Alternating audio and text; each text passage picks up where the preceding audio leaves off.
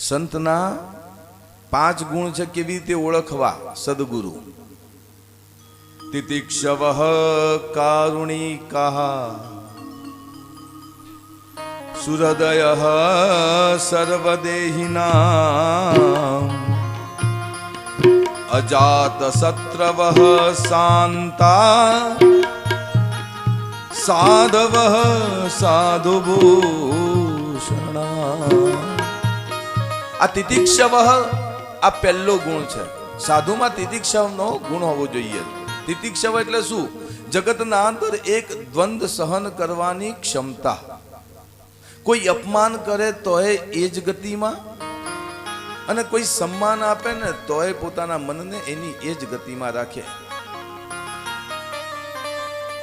કારુણિકા. જગતમાં દરેક જીવો પ્રત્યે એને દયા હોય. શું પોતાનો અને શું પારકો એનો કોઈ ભેદ હોતો નથી. સુહૃદય.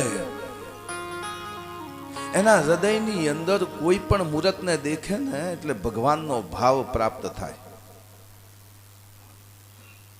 કોઈ પુષ્પને દેખે ને એની સુંદરતા જોઈને અટકાઈ તો જાય, પણ પુષ્પ માટે નહીં, પણ પુષ્પ બનાવનારા રચનાકારનું સ્મરણ કરીને એનો આનંદ લેતો હોય.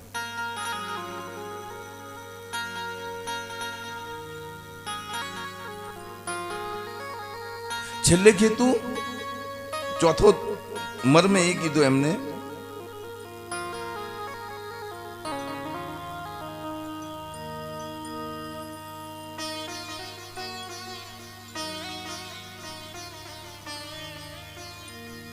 સર્વદેહી નામ. ભગવાનને દરેક જીવના દેહમાં દર્શન કરે. અજાત શત્રવઃ. એને કોઈ શત્રુ હતો નથી. સાધુ ક્રોધ પણ કરે ને, એ ક્રોધથી એ ક્રોધનો જે ભોગ બન્યો હોય ને એનું પણ કલ્યાણ થાય. તમે કોઈ પણ પુરાણ વાંચી દો, જ્યારે પણ કોઈ ઋષિએ કોઈને શ્રાપ આપ્યો હોય ને તો અંતતઃ એનું કલ્યાણ જ થયું હોય. સાધુનો કોઈ શત્રુ નથી હોતો. હા ઠીક છે, સાધુને લોકો શત્રુ તરીકે સમજતા હોય પોતાના, પણ એનાથી સાધુને કોઈ ફેર પડતો નથી. દરેક જીવને પોતાના દેહના અંગ, જે ભાવના તમારા દેહમાં છે ને એ જ ભાવના એની જગતમાં હોય.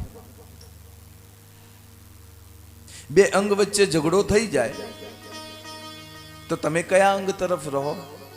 આ પણ મારું છે ને આ પણ મારું છે. ભોજન કરતા હો અને દાંતો વચ્ચે જીભ આવી જાય, તમે કરો ઓ બાપ રે જીભ આવી ગઈ. એમાં બાજુમાં જગદીશભાઈ બેઠા, અરે શું થયું મહારાજ? કે દાંત વચ્ચે જીભ આવી ગઈ. કે એમ કેટલા છે? હું કહું 32 દાંત છે.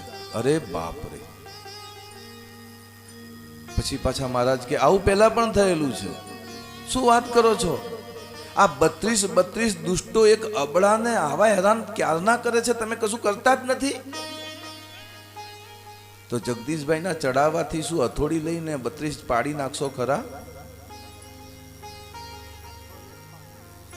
દાંત પણ મારા છે અને જીભ પણ.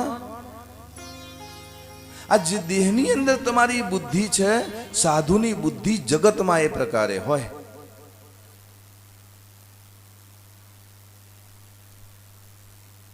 અજાત શત્રવઃ સર્વદેહી નામ શાંતાઃ. પ્રલય કાળે પણ પોતાના મનને એક સ્થિર રાખી શકે.